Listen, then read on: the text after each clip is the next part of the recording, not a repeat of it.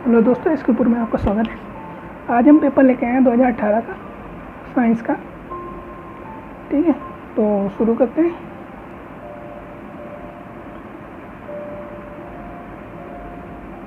पहला क्वेश्चन है ऑब्जेक्टिव। दही को मतनी पत्ती गति से मतने पर मक्खन को पृथक करने की विधि का नाम है। तो क्या विधि किसके कारण होता है? ये आपके अंदर के कारण होता है। ठीक है, उसके बाद दूसरा, सुसुप्त पौधा कहा जाता है बीजों को। ठीक है, बीज के अंदर हमारा पौधा होता है, तो ये इसका ऑप्शन सही हो जाएगा। उसके बाद 1 फुट बराबर होता है, तो 1 फुट बराबर हमारा 30.448 सेंटीमीटर। ठीक है, ये याद रखना। उसके बाद न्यूटन का गति संबंधी कौन सा नियम क्रिया प्रतिक्रिया का नियम है?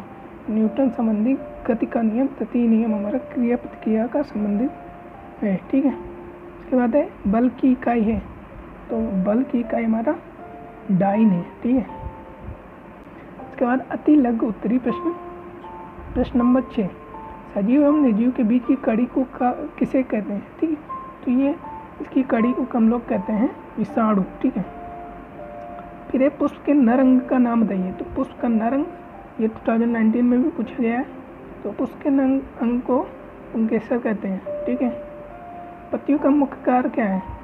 पत्तियों का मुख्य कार्य इस प्रकार है, जैसे पत्तियां क्या होता है, तो उसमें हरित लवक पाया जाता है, जिसकी सहायता से प्रकाश संश्लेषण की क्रिया होती है और पौधे अपना भोजन बनाते हैं। ठीक है, पत्तियों में रंध्र पाए जाते हैं जो वाष्पोत्सर्जन में सहायक होते हैं, मतलब पानी को वाष्प के रूप में बदल देते हैं। ठीक है, कुछ पत्तियां कांटों में रूपांतरित हो जाती हैं, जिनसे पौधों का जंतुओं से रक्षा करती हैं। किसमें होता है? ये नागफनी में।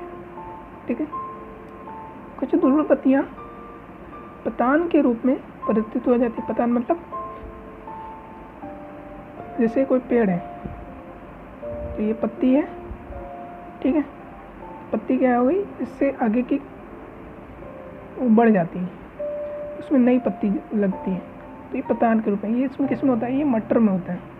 ठीक है, मटर के पौधों में होता है, जंगली मटर। कुछ पौधों में पत्तियां रंगीन हो जाती हैं, मतलब तो उसमें क्या होता है, पत्तियां पाई जाती हैं, उसमें भी पत्ती होती है, वो भी पत्ती होती है। बाह्य दलपुंज, एक आंतरिक दल, एक दलपुंज होता है। तो दलपुंज में कलरफुल हो जाता है, तो वो क्या करती है, कीटों को आकर्षित करती हैं। और कुछ पौधों में पत्तियां अपस्थानिक कलिकाएं उत्पन्न करती हैं, जिससे कायिक जनन होता है। मतलब कि अपस्थानिक कलिकाएं मतलब कि एक पौधे से नया पौधा बनाना। जैसे ये पत्ती है, उससे नई पत्ती बन गई। ठीक है, ये हमारा ऐसा उसमें भी होता है, नागफनी में भी। और इसका अजूबा उदाहरण है, मुख्य उदाहरण अजूबा। उसमें पत्ती कहाँ से होती है? पत्तियों से ही पत्ती निकलती है। ठीक है, बात है विद्युत बल किसे कहते हैं? जो विद्युत धारा के कारण बल उत्पन्न होता है उसे विद्युत बल कहते हैं। उसके बाद उद्दीपन से क्या समझते हो? उद्दीपन वो पदार्थ या वो क्रिया जिसमें पदार्थ ठोस अवस्था से सीधे गैस अवस्था में परिवर्तित हो जाता है, उद्दीपन कहलाता है। जैसे कपूर। ठीक है, और ठोस कार्बन डाइऑक्साइड से शुष्क बर्फ कहते हैं। ये उदाहरण उद्दीपन के। मछली के जल में रहने के कौन से अनुकूलन अंग सहायक हैं? उसके अनुकूलन के लिए कौन कौन से अंग सहायक होते हैं? तो गलफड़ा, जिससे वो सांस लेते हैं। ठीक है, गलफड़े क्या करते हैं, पानी में उपस्थित ऑक्सीजन को सोख लेते हैं। ठीक है, जल में तैरने के लिए इनका शारीरिक धारा रखी होता है। ठीक है, इनका पूंछ, जिनके सहायता से तैरते हैं, आगे बढ़ते हैं। ठीक है, बात करते हैं अति लघु उत्तरीय प्रश्न की। वाष्प तथा गैस में क्या अंतर है? देखो, वाष्प और गैस में अंतर बहुत छोटा सा है। वो अंतर है क्रांतिक ताप या क्रांतिक बिंदु। ठीक है, क्रांतिक ताप और क्रांतिक बिंदु क्या होता है? ठीक है, जैसे कोई गैस, जैसे कोई पदार्थ है, उसको गर्म करेंगे तो ये मान लो इसका क्रांतिक ताप है, जल है, क्रांतिक ताप।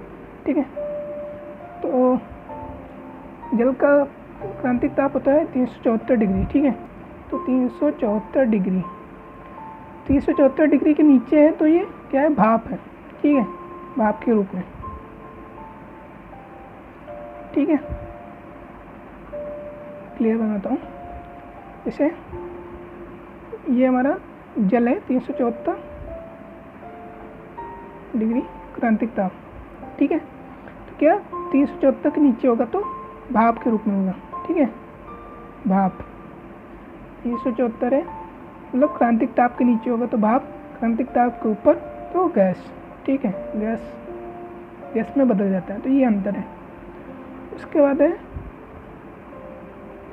मुकुलन से आप क्या आशय है, उदाहरण से ही समझ स्टूडेंट के। इसमें एक देखो, एक कवक टाइप का होता है, ठीक है, जंतु, ठीक है, जैसे अमीबा होता है ना, उसी तरीके से कवक टाइप के होता है। इसमें होता क्या है कि एक इसका जंतु होता है कुछ इस प्रकार, तो इसके शरीर पर एक बल्ब की आकृति का क्या होता है, आकृति उत्पन्न होने लगती है, ठीक है। तो ये आकृति धीरे धीरे क्या होती है, बढ़ती जाती है। तो इसमें एक केंद्रक होता है, जो केंद्रक दो भागों में डिवाइड हो जाता है। केंद्रक डिवाइड हो जाता है तो जब यहाँ से डिवाइड हो जाएगा, ठीक है, मान लो यहाँ से डिवाइड हो जाता है तो एक नया शरीर बनाता है। तो केंद्रक जब डिवाइड हो जाता है, पहले शरीर डिवाइड होगा, उसके बाद केंद्रक विभाजित होगा। तो जब केंद्रक विभाजित हो जाता है तो एक नया बनता है, ठीक है, ये नया बन जाता है। ऐसे इसके हाथ पैर होते हैं, ठीक है। तो क्या करता है, एक पुराने पैतृक शरीर को छोड़कर नए शरीर में वृद्धि करता रहता है। तो दोनों वृद्धि करेंगे, ठीक है। तो इनका ऐसे विभाजन होता है, तो ये मुकुलन कहलाता है। मुकुलन क्या होता है, पेड़ों में पाया जाता है, ठीक है। पेड़ों का लैंगिक प्रजनन के अंतर्गत आता है। लैंगिक प्रजनन हमारे कितने होते हैं, लैंगिक प्रजनन देखो कौन कौन सी कोश होता है। एक कायिक प्रवर्धन होता है, कायिक प्रवर्धन, ठीक है। इसके मैंने एक सार्टिक बनाई थी, वो ये तो मुकुल ने, ठीक है, मुकुल ने ठीक क्या किया, बीजांडों को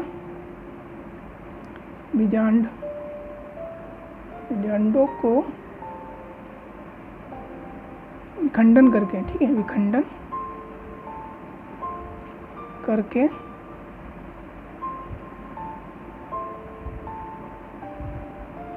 किस में प्रवाहित कर दिया, काई में प्रवाहित किया है, काई, ठीक है, काई में प्रवाहित किया। तो यह मुकुलन क्या है, तो मुकुलन के द्वारा प्रजनन होता है, बीजांड द्वारा, ठीक है, विखंडन के द्वारा, और एक इसमें होता है खंडन, ठीक है, खंडन एक ही में है। तो विखंडन द्वारा हो गया, खंडन द्वारा हो गया, और कायिक प्रवर्धन, ठीक है। तो ये हमारे लैंगिक प्रजनन के गुण हैं। तो उसी में मुकुलन में मैंने समझा दिया। अरे सरल एवं संयुक्त पत्ती में अंतर।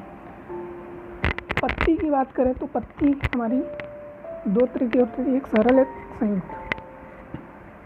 ये पत्तियां पेड़ से तने से, सरल पत्ती की बात करें तो पत्तियां क्या करती हैं, तने से एक स्थान से निकलती हैं, एक ही स्थान से निकलती हैं, ठीक है।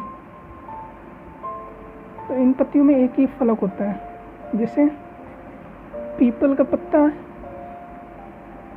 पीपल का पत्ता देखा होगा, जिस तरह होता है तो इस तरह से होता है,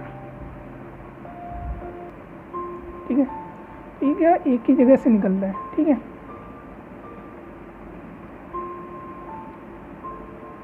और इनका क्या होता है, इन पत्तियों में फलक होता है, ठीक है, जिसे अचिन्ह कहा जाता है।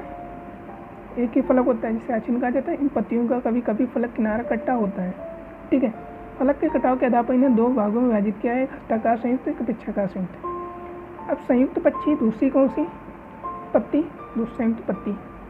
संयुक्त पत्ती का पर्ण फलक कटाव पत्तियों के विभिन्न स्थानों से होते हुए पत्ती के फलक तक पहुंच जाता है, ठीक है। कटाव के कारण पत्ती का फलक का आधार छोटे छोटे खंडों में विभाजित हो जाता है।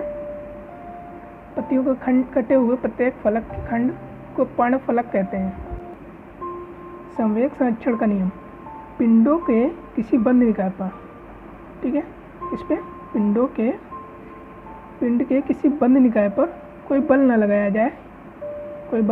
लगाया जाए तो उस निकाय का कुल संवेग नियत रहेगा। जो उसका कुल संवेग होगा वो नियत रहेगा। तो जो पहले क्या था, तो m द्रव्यमान थी, उसका प्रारंभिक संवेग u, ठीक है, इस पर कोई बल ना लगाया जाए तो क्या होगा, इसको जो द्रव्यमान होगा तो नियत रहेगा और उसको अंतिम वेग, ठीक है, वो भी दोनों इक्वल होंगे, ठीक है। सदिश एवं अदिश में अंतर है। तो सदिश राशि वे राशि होती है जिनमें दिशा एवं परिमाण दोनों होता है, ठीक है। सदिश राशि भौतिक राशि में परिमाण तथा दिशा दोनों होता है, वो सदिश राशि होती है, जैसे वेग, बल, संवेग, ठीक है। अदिश राशि कहते हैं जिन भौतिक राशियों में केवल परिमाण होता है परंतु दिशा नहीं होती, ठीक है, वो अदिश राशि कहलाती हैं। उदाहरण जैसे कि चाल हो गया, दूरी हो गया, द्रव्यमान हो गया। तो ये क्वेश्चन नंबर 70 पे आते हैं। परागण किसे कहते हैं? तो किसी एक पुष्प का परागण दूसरे पुष्प परागकोश के पर पहुंच जाते हैं तो उसे परागण कहते हैं, ठीक है। ये दो प्रकार से होता है, स्वपरागण, परपरागण। और स्वपरागण क्या होता है, जब एक पुष्प के परागकोश में परागकण निकलकर उसी पुष्प के वतिकाक पर गिर जाते हैं तो अंकुरित हो जाते हैं, तो वह क्रिया स्वपरागण होती है। परपरागण में क्या होता है, जब किसी पुष्प में परागकण किसी दूसरे पुष्प के वतिकाक पर गिर जाते हैं तो उसे परागकण परपरागण कहते हैं, ठीक है। उसके बाद है क्वेश्चन नंबर 18। तो इसका क्वेश्चन नंबर 18 है, ये क्वेश्चन आई थिंक 16 में आया ना। तो 12 लीटर को हमको बदलना है सेंटीमीटर, घन सेंटीमीटर, ठीक है। तो उसके लिए क्या करना पड़ेगा, ये मीटर है, इसको सेंटीमीटर बदलने के लिए हमको 1000 से मल्टीप्लाई कर देना है, ठीक है। ये हमारा 12,000 घन सेंटीमीटर हो जाएगा, ठीक है। Thank you for watching.